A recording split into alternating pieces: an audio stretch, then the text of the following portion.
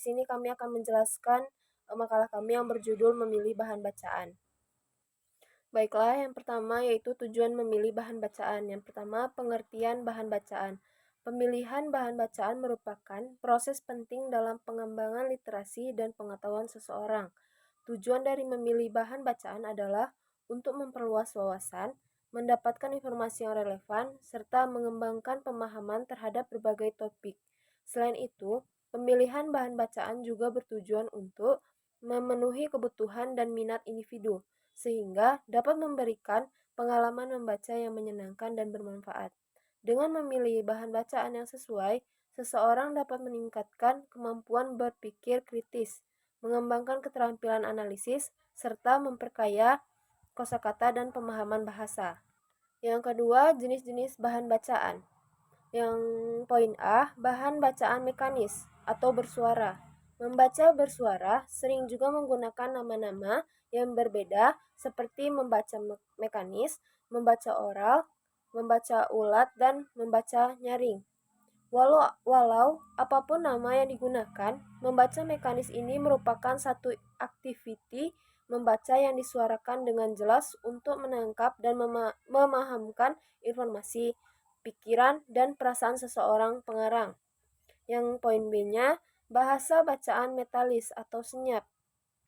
Membaca senyap atau membaca dalam hati atau silent reading ialah kegiatan membaca yang melibatkan ingatan visual atau visual memory dan pengaktifan mata dan ingatan. Tujuan utama membaca jenis ini adalah untuk memperoleh informasi dan pemahaman. Baiklah, selanjutnya poin C, bahan bacaan rekreasi.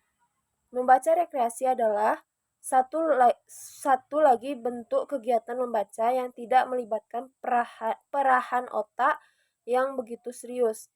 Bacaan jenis ini adalah untuk tujuan bersenang-senang dan dilakukan dalam keadaan bersantai. Baiklah, saya akan melanjutkan materi yang dibacakan oleh rekan saya tadi, yaitu yang bagian B tentang bentuk dan format bacaan.